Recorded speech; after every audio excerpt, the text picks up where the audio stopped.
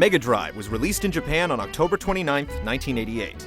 This was 2 months before Final Fantasy II was released in Japan, and 2 years before most Americans would know the series even existed. 16-bit adventures for Sega's new system, like Phantasy Star 2 and Sword of Vermilion, made NES owners think about the future.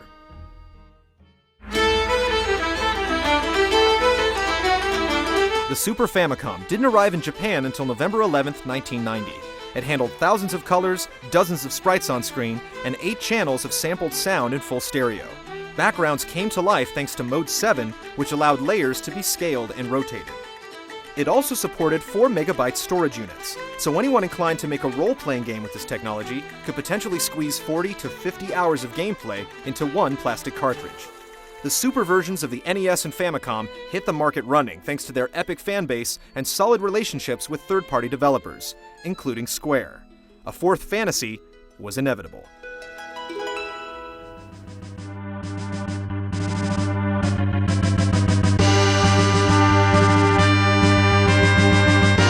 Final Fantasy IV was released in Japan on July 19, 1991. For the first time, it also came out in America the same year. It was renamed Final Fantasy II in the States, and with most US gamers absent-mindedly skipping over 2 entries in the franchise, it was considered a phenomenal leap forward. 4 was once again directed by Sakaguchi, designed by Amano, and composed by Uematsu. Final Fantasy IV had a unique protagonist, straying from the series' tendency to place massive burdens on heroes with little to no combat experience. 4's heavily conflicted leading man was Cecil, a Dark Knight of the Kingdom of Baron and commander of the Monarchy's airship fleet called the Red Wings. After questioning the king's request to attack innocent people in the search of 4 crystals, Cecil was stripped of his rank and forced to reevaluate his ambitions. He was aided on his path of redemption by his dragoon companion Kain, his white mage lover Rosa, the lost summoner Rydia, and many others.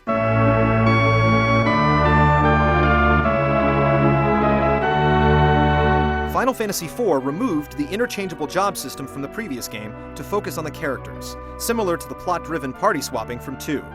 Jobs were already assigned and oftentimes related to the plot. Spells and summons were now learned by levels, through specific battle criteria or in accordance with the story. You never knew what crew you were going to end up with, but the arrangements were given a boost by allowing an extra character, making the battle line built for 5, for the first and only time.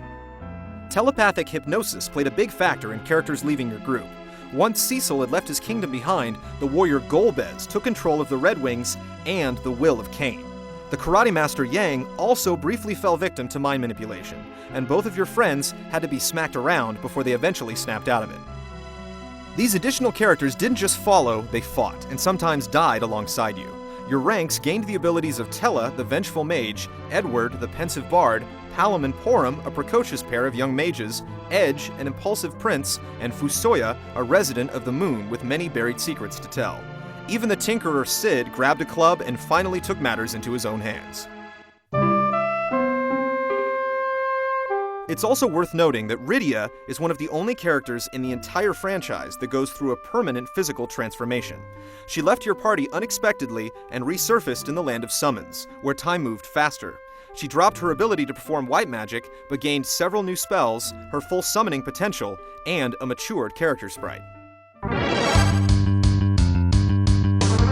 4's biggest technical influence on the rest of the series was the introduction of the active time battle system created by Hiroyuki Ito. With it, adversaries don't wait patiently for players to input actions. Instead, each enemy and character gets a turn every few seconds, with players forced to act quickly if they want to finish the battle with minimal damage. The system made combat a bit livelier, allowing for more engrossing gameplay. The battle screens added unique terrain layouts underneath their heroes and enemies. The environments, characters, monsters, and bosses all received a significant improvement in detail. Group spells all animated at the same time. Smoke and fog was now transparent. Square clearly proved that Final Fantasy IV could not have been done on the 8-bit Nintendo. You could even adjust the color of the menus.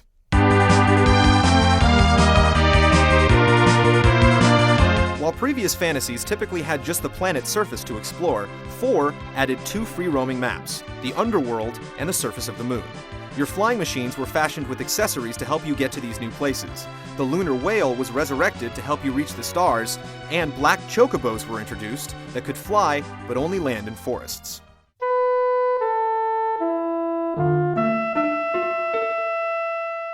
All of Nobuo Uematsu's scores have been exceptional for their era, but Final Fantasy IV was the first noticeable example of the melodic subtleties and enduring themes that his work has gradually become famous for.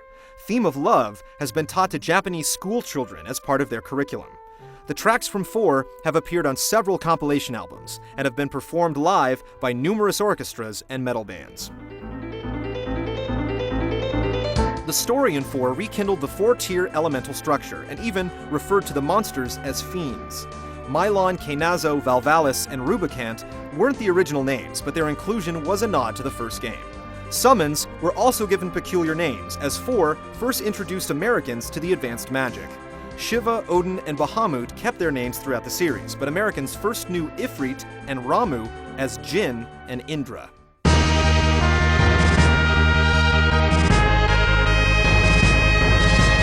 One of the towns in 4 began a Final Fantasy tradition of names reappearing in later games, as Mysidia, originally from Final Fantasy II, returns as a homey mage village. 4 made several direct references to our universe as well. It was the first fantasy to name its world, as Fusoya refers to it as the Blue Planet. He explains that he and the rest of his race, called the Lunarians, originally came from a planet in between Mars and Jupiter.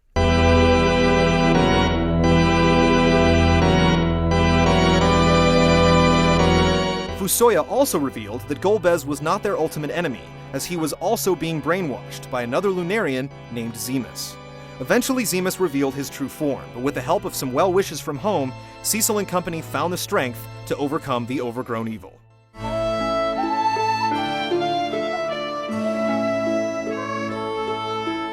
IV was the first Final Fantasy and one of the first RPGs to have multiple characters with their own deep, intertwining stories and affecting relationships. It was the first to link two heroes together romantically, a device the later Final Fantasies would hinge entire plotlines on.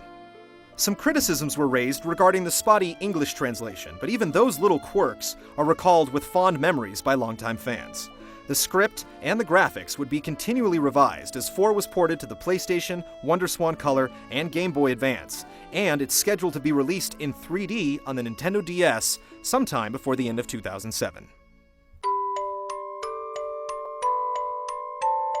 4 has sold close to 3 million copies across all its systems, but it was not an immediate hit. Whether it was because of 4's international sales numbers, Nintendo's tentative relationship with Square, or the time and resource-consuming task of translating one massive game after another, the next title was for the third time in the franchise, only released in Japan. Despite thousands of American gamers suddenly discovering the role-playing series, the fifth installment wouldn't make it to US shores until the end of the decade.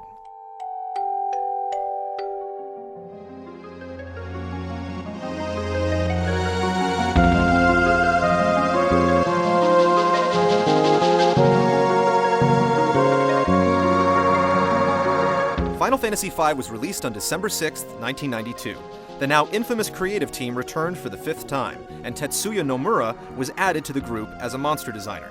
Nomura would go on to design the characters for 7, 8, 10, 10-2, and direct Advent Children.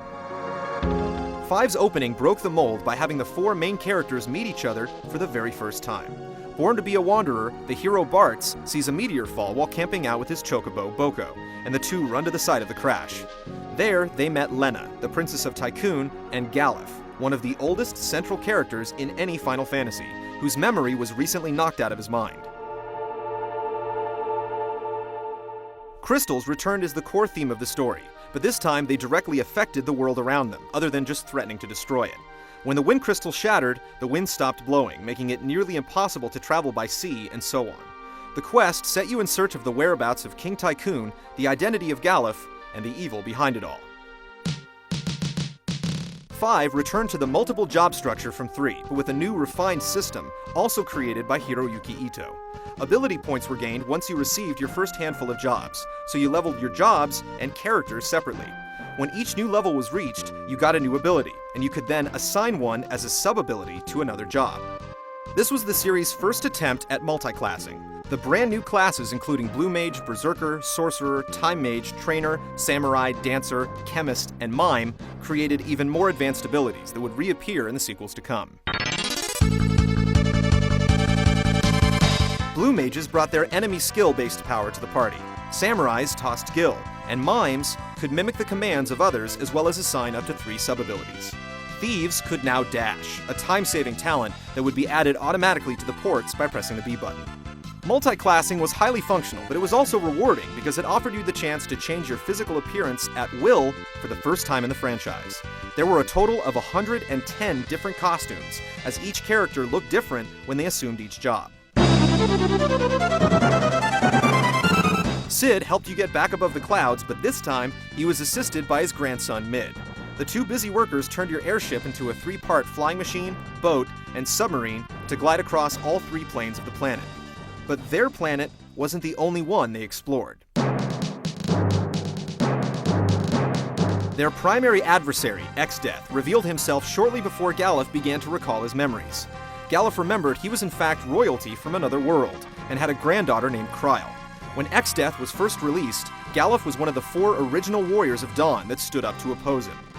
One of X-Death's henchmen, Gilgamesh, made his first Final Fantasy cameo in 5, and would return as a flamboyant adventurer in the 2D and 3D journeys to follow.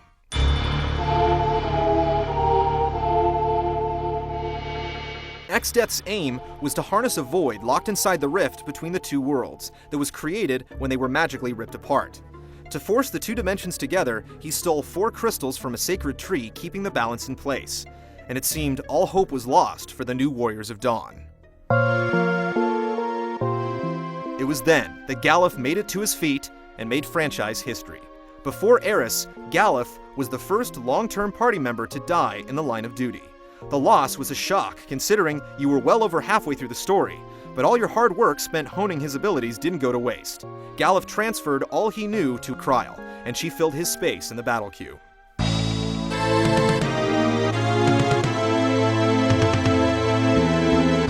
A visit to the Turtle Sage Gil revealed the existence of 12 legendary weapons, sacred items destined for the jobs they were created for.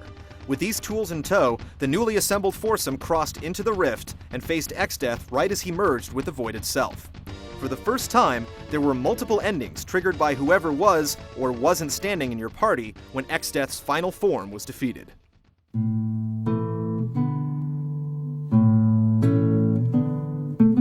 Final Fantasy V was supposed to be Final Fantasy III in America, but the first localization was cancelled. It was then rumored to be released as Final Fantasy Extreme, but plans for that project also fell through. Even a 3rd attempt was launched and crushed to bring 5 to PCs by developer Top Dog Software. These failed attempts aggravated gamers so much, 5 became one of the first titles to receive a fan translation, and until 1998, they were the only ways you could play it. Eventually 5 re-emerged on the PlayStation and Game Boy Advance with updated cinemas and new jobs to try on. It was then that American gamers could finally experience the intricate job system that would leave undeniable traces on the rest of the franchise.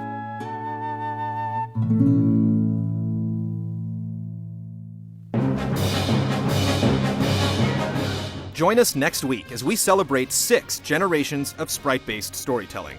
We'll look back at the fascinating evolution of these pixel-perfect heroes that continually elevated the bit role-playing era to new heights, and thoroughly examine one of the finest stories the series has ever told.